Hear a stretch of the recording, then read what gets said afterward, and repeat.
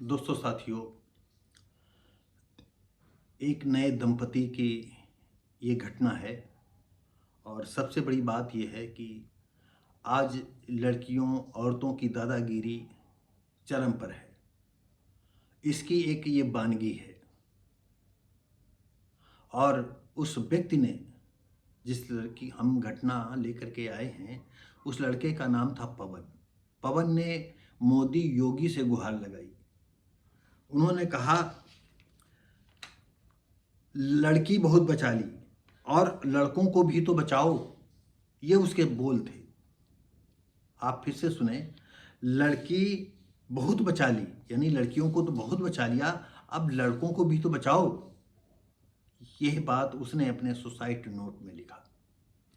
आपको दोस्तों बता दें, और उसने अपने सुसाइड नोट 3 पेज का लिखा। और उस 3 पेज में पूरी घटना को दर्शाया। और सबसे बड़ी बात यह थी कि उसकी पत्नी थी,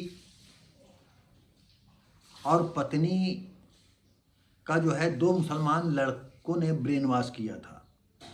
ब्रेन वॉश का नहीं, बल्कि ये कहें कि वो उसकी पत्नी जो है उन 2 मुसलमान लड़कों पर जो है आशिक हो गई थी, या वो अपना मौज मस्ती में जीवन गुजारना चाहती थी। अपने पति पवन के साथ उससे कोई लेना देना नहीं था। एक दिन का किस्सा है कि पवन ने अपनी पत्नी को समझाया कि क्यों इतना तुम फोन करती हो।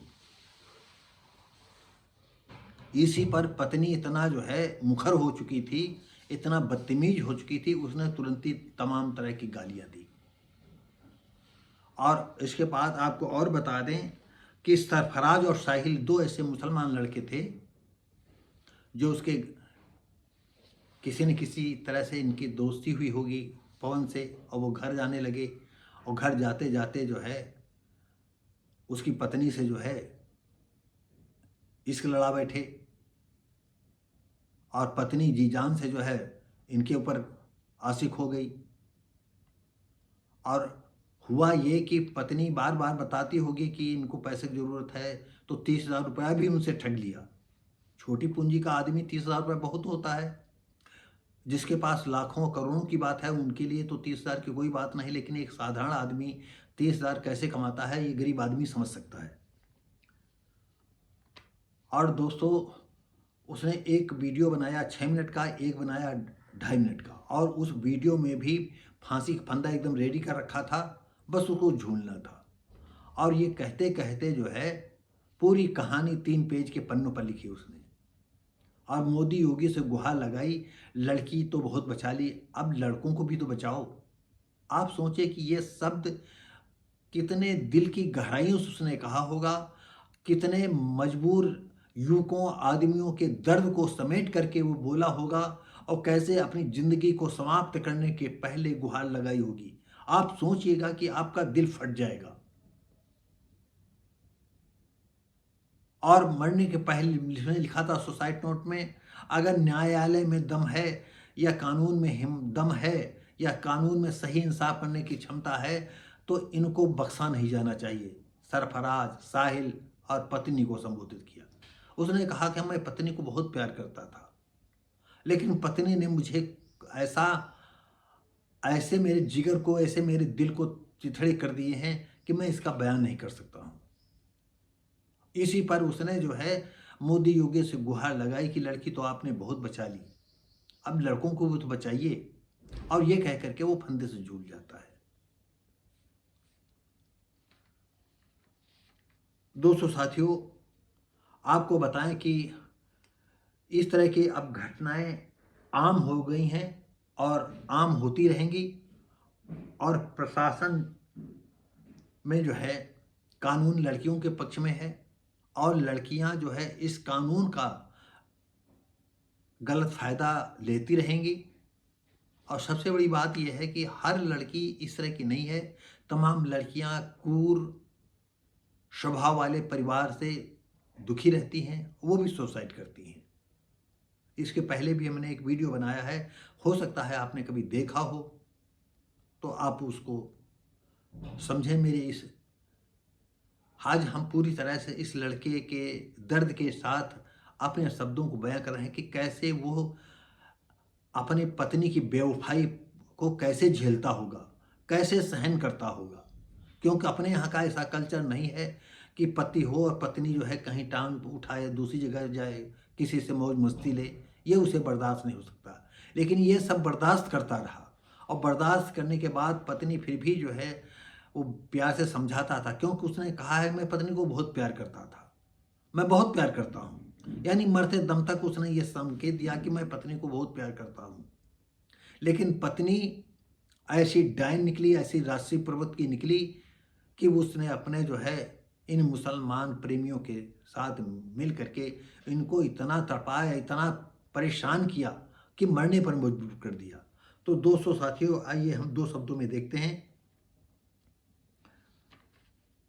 प्रेमिका और उसके दो साथियों सरफराज और साहिल पर ब्लैकमेल का भी आरोप लगाया।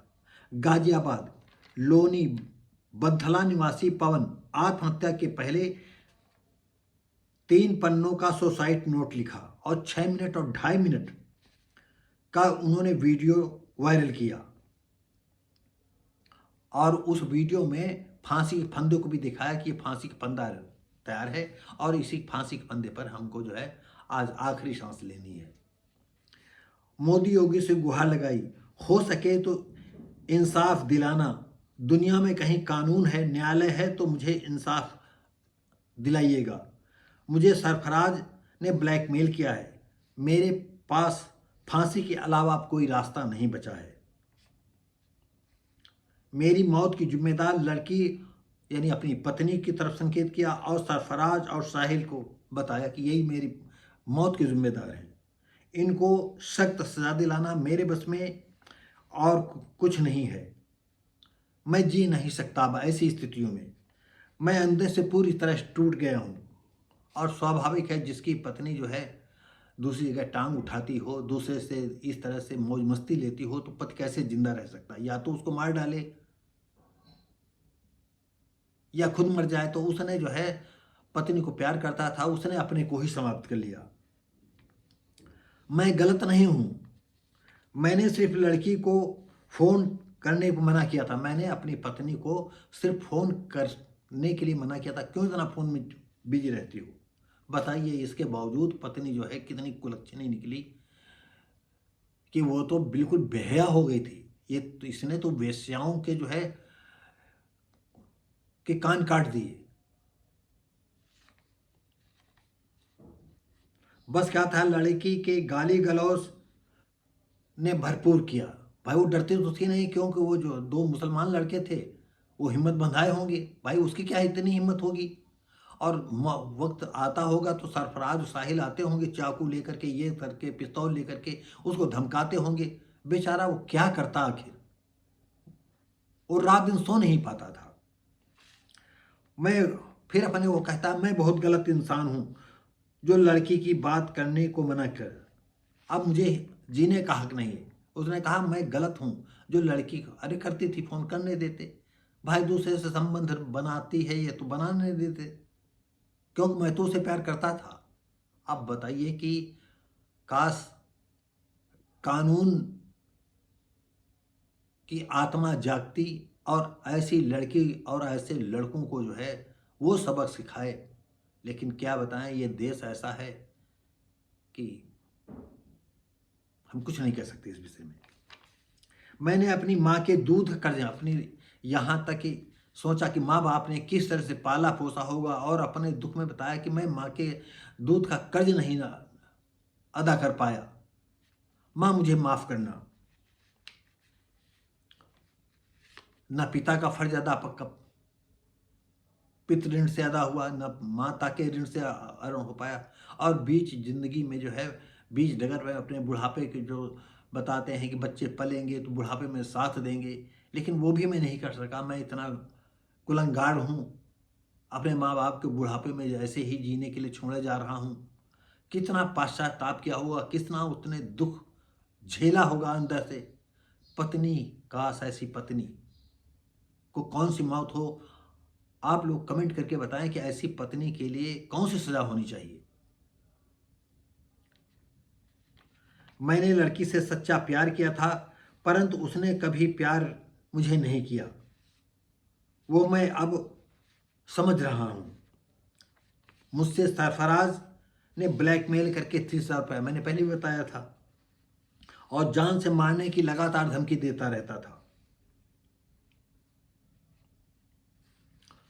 और उस धमकी को बराबर मैं सहता रहा, और सहते सहते आज मैं अब जिंदा रहने के बिल्कुल काबिल नहीं हूँ। मैं जिंदा नहीं रह सकता हूँ।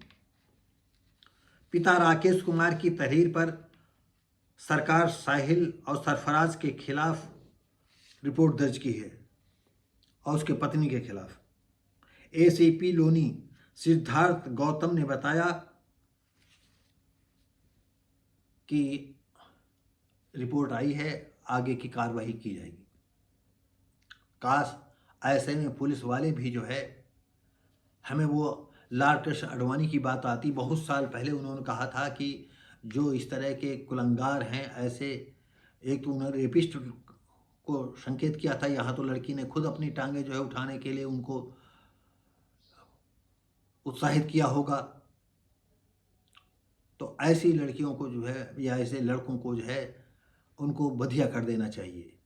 ये मैं सरकार से जो है इस वीडियो के माध्यम से, जो इस तरह के हरामी लड़के हों उनको बधिया कर देना चाहिए, और कोई सज़ा नहीं, तत्काल उनको। और कानून की व्यवस्था ऐसा न हो कि 10-10 साल 20-20 साल, अभी हम पिछले दिन में एक वीडियो देखा कि 34 साल बाद जजमेंट हुआ। आखिर ये कानून का क्या है? भले वो अपराधी है, लेकिन 34 साल तक दिन पल पल मरता रहता, जीता रहता है। एक कैसे कानून है?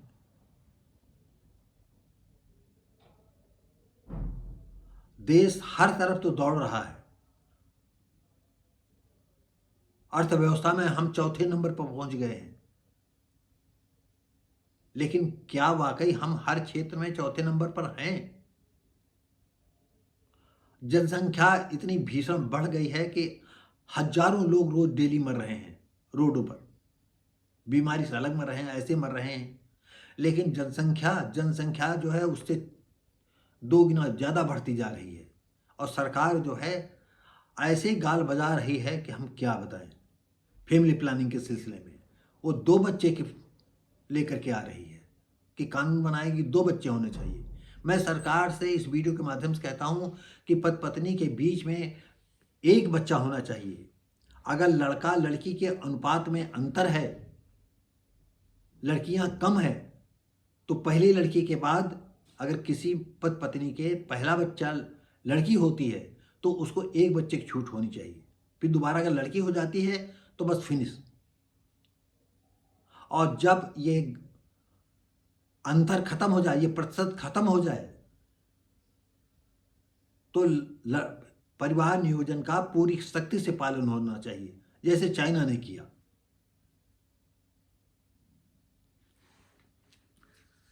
तो दोस्तों साथियों, इस तरह से, और आपको बता दें, पवन जब आत्महत्या के पहले उसने लिखा है, पेपर में अंगूठा लगा रहा हूं। पवन ने सुसाइड नोट में लिखा, बस मैं क्या ही कहूं, मैं अपने अंगूठे का निशान पेपर पर लगा रहा हूं।